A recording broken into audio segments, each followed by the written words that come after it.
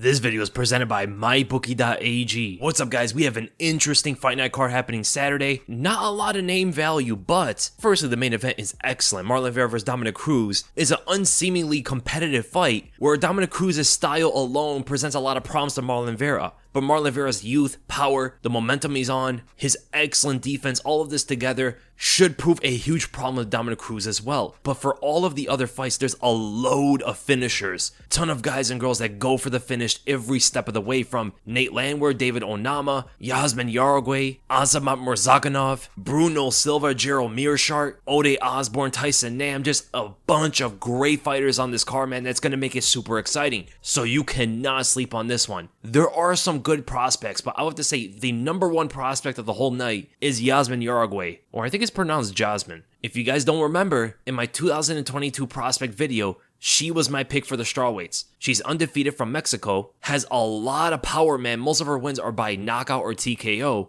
and extremely technical. Definitely going to put the strawweight division on notice once she starts going. She's also 23 years old. There really is no fighter of the night. The two main eventers really can go down as that. A lot of people are looking at Marlon Vera for the future, but as for Dominick Cruz, people are expecting him to also reclaim that title one day and have that legendary moment. But the banger of the night, the most explosive fight of the whole card, there is two of them. Landwehr versus Onama is a notable mention, but I'll have to go with Ode Osborne versus Tyson Nam, and that's the third fight on the prelims. Explosive power from both guys, man. Tyson Nam is more of a pressure striker. Ode Osborne can fight going forward or backwards, looking from his last knockout win. That guy can exchange power in any angle, and Tyson Nam is not that much different. You can definitely expect something crazy to happen in that flyweight fight. The fight of the night, it has to go to the main event. It's the most technical fight on paper. By far the two best guys on the whole card. Given if Dominick Cruz becomes a lot more aggressive in this one, it can also be a fun one to watch. And then the stake of the night, the fighter that is in hot waters, is Angela Hill. She's on a 3-loss streak currently, and if she loses another one, she will literally be even in wins and losses for her professional career, and we don't even know if she's going to be able to stick around after a 4th loss. And that would be her longest losing streak in her entire career, even counting the time she got cut before. And with that, let's get right to our first fight. Bruno Silva versus Gerald Meerschaert, the Shark. This can be an intriguing fight, but you couldn't already expect that on paper Bruno Silva is going to have a major advantage when it comes to most areas of the game. Not necessarily Brazilian Jiu-Jitsu by itself in its purest form. Gerald, I believe, is a better overall pure grappler than Bruno Silva, but when you put into the equation ground and pound and the power that Bruno Silva has to knock you out with one punch while he's on top, while standing in any position, he has shown this time and time again, stumbling Jordan right with an awkward, not even full power shot, and wailing on Wellington Turman when he established a dominant position on top, because Wellington was constantly trying to get the back and he slipped off, which showed also Bruno Silva's ability to grapple very well. For people that don't know, Wellington Turman is also a black belt in Brazilian Jiu-Jitsu, an excellent grappler and someone who always chases the back. He constantly tried to get Bruno Silva's, but Silva's mostly onto it, but eventually he had to fight off the back take, in which he did. Not only multiple rear naked choke attempts, but even Kimuras and a bunch of stuff that Wellington was throwing at Bruno Silva. None of it was effective. Silva defended every single one of the submissions. And that's concerning for Gerald, man, and defended nearly every single takedown from Turman besides that big slam, which shows you that Gerald Meerschaert might also have a pretty hard time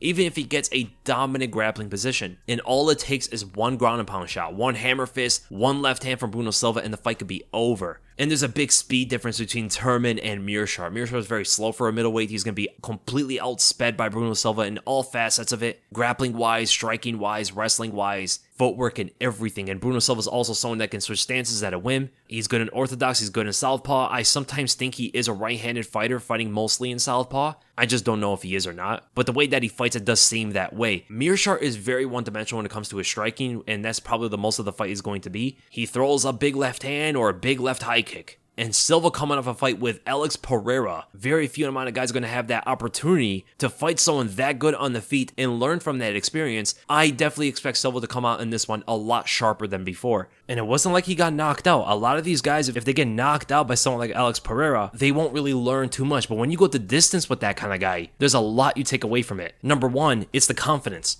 You belong with someone even like that on the feet. And number two, technically speaking, in detail, you learn from the striking. And that one-dimensional striking style of Gerald is going to probably be easily dealt with by Bruno Silva. So ultimately, my prediction for this fight, I'm going to go with Silva, and I'm going to go by a first-round TKO. And then we go right to the main event. Marlon Chito Vera going to be taking on Dominick Cruz. There was a bit of a controversy when it came to the matchup. I mean, a lot of people didn't like someone as old as Cruz, who is 37, to be going up against someone that's 8 years younger than him on a win streak like Marlon Vera, but Vera did want the fight. Originally, he said that Patreon turned him down, so he had to settle with something, and if he wins this, it does actually do something to his name value. A lot of people know Dominick Cruz. He's the most legendary fighter in the bantamweight division, the greatest bantamweight of all time, and if he goes and beats that guy, that's a big win in his favor moving forward. But is it really that easy?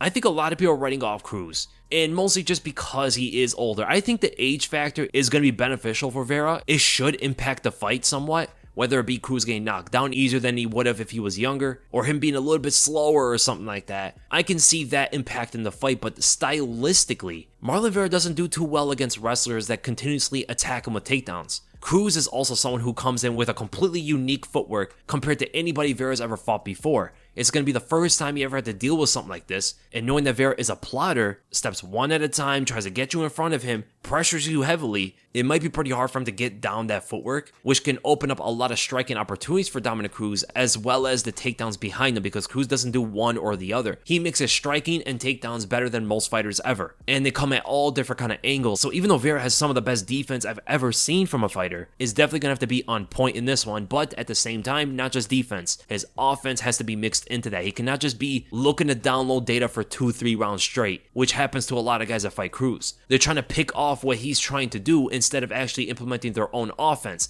That's when you saw Cody Garbrandt able to switch it up on Dominick and really put the blueprint forward on how to beat him. Your offense has to also be your defense. Henry Cejudo built on top of that, and TJ Dillashaw, after downloading data for like 3 rounds, he finally started to do that in the 4th and 5th. Vera also has great cardio, so I believe he has it in him to start taking advantage of some of these moments from the very first round, as Cruz is dipping and dodging all over the place. His legs are always exposed, and Vera is one of the biggest kickers in the entire division. I mean, definitely in the running for #1 kicker. He has dynamic leg kicks, very long legs, and people don't talk about leg reach too often, but he might have the longest leg reach compared to anybody Dominick has ever fought before. And that's actually going to be extremely effective in this one, because Dominick is always moving in and out. If he moves out and it's not far enough from those long legs, he might get swept by them. So constant leg kicks from the very first round is going to be the key weapon for Marlon Vera. That eventually will open up head kicks, body kicks, slowing down the elusive fighter so they become a much easier target. The biggest hurdle for Marlon Vera is going to be defending those takedowns. But if you can chop down on the legs, I think those takedowns are going to be a lot easier to defend, because Cruz's best takedowns come when he's in full effect of his footwork. The angles that he shoots from are much more threatening than the actual takedowns themselves. So the way I see this fight pretty much going is, I do see Marlon Vera being very defensive in the first, especially from the punches, but I do see him throwing a bunch of kicks, trying to really focus on the takedowns more than anything from Cruz and just cover up on the punches. Eventually, probably in the 3rd round going forward, he starts to counter Dominick Cruz's attacks and intercept his movements. Very similar to the way that Cody Garbrandt was able to do, and also with him having more power than Cruz. Cruz is 37 years old now. He can hurt him through the duration of the fight. Vera was able to drop Rob Font continuously throughout that whole thing. And not just with punches. You know, Cody Garbrandt, even Henry Cejudo is more of a puncher than Vera is. Vera's going to be able to throw up knees and kicks better than anybody else that Cruz ever fought before, which gives that dipping and dodging head movement something to worry about. So at the end of the day, my prediction for this fight, I'm going to go with Marlon Vera. The safe method is decision. Probably the most likely way this fight ends is Marlon Vera winning a decision. I can see him losing 1 round, so I'll say him winning 4 or 3 rounds would be the more likely scenario, but I'm going to see something spectacular happen in this fight. So I'm going to go 5th round TKO for Marlon Vera, and I do see the fight actually being somewhat entertaining to watch. But as the rounds go on, I think the takedown's going to be easier to defend. I think his shots are going to start hurting Cruz,